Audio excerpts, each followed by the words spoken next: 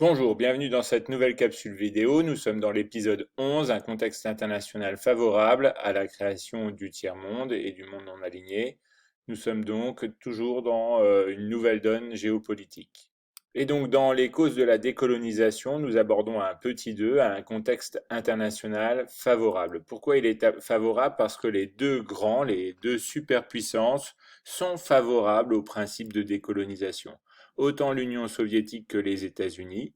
Alors, pour des raisons légèrement différentes, l'URSS idéologiquement s'oppose aux relations coloniales, car elle les assimile, comme on l'a vu précédemment, aux mêmes relations que entretient le prolétariat et la bourgeoisie, c'est-à-dire une relation de domination. Et donc, métropole et colonie ont une relation de domination. La métropole domine les colonies et il faut donc euh, renverser cette domination.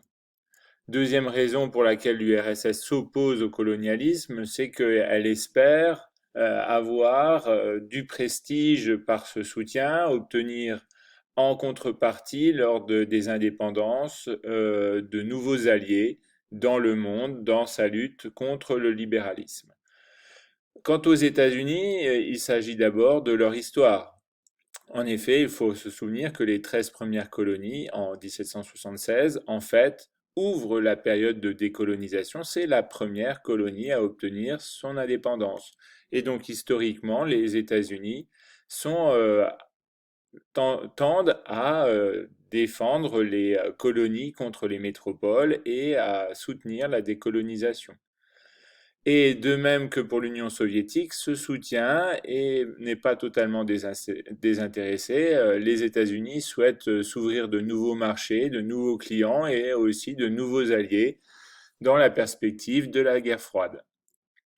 Enfin, il y a évidemment aussi les Nations Unies qui créent un contexte favorable, puisque dans la Déclaration universelle des droits de l'homme des droits de l'homme, le 10 décembre 1948, il est reconnu le principe d'autodétermination des peuples, la possibilité pour chacun d'entre eux de choisir le régime dans lequel ils vivent.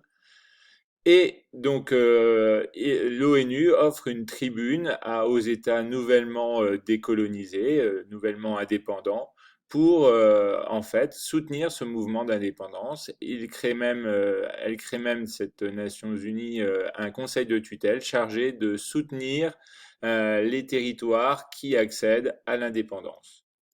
Mais il y a aussi la création du monde non aligné. Et en effet, à partir de 1952, Alfred Sauvy, un démographe français, utilise pour la première fois la notion de tiers-monde pour ces pays qui ont accédé à l'indépendance. Tiers-monde renvoie à la fois à la notion de tiers-État dans la Révolution française et aussi au fait qu'il vit, Alfred Sauvy, dans un monde bipolarisé, qui y aurait donc un troisième monde. Ce troisième monde va rapidement s'organiser autour de ce qu'on appelle une association du monde non aligné, qui naît lors de la conférence de Bandung en Indonésie en avril 1954. Ce monde non aligné se veut neutre dans le contexte de la guerre froide et repousse les idées impérialistes et condamne la guerre froide. Mais rapidement, il y a un clivage entre les membres de ce groupe qui est composé de 29 pays afro-asiatiques qui représentent la moitié de la population mondiale de l'époque, mais seulement 8% des richesses. Ce clivage, il repose dans la division entre la Chine, qui appartient au monde non aligné, malgré le fait qu'elle soit communiste, et qui accuse l'Occident et les pays membres non alignés d'être pro-occidental, comme Ceylan ou l'Irak ou la Turquie, qui, elles, condamnent le colonialisme déguisé et l'impérialisme de l'URSS. On le voit, c'est une situation qui semble compliquée à tenir.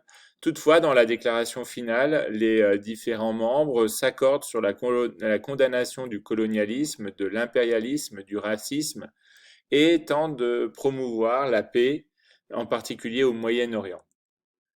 Dans une seconde réunion, dans une seconde conférence à Belgrade en septembre 1961, les principes tenteront d'être mis en application et on se concentrera aussi plus spécifiquement au maintien de la paix dans le monde.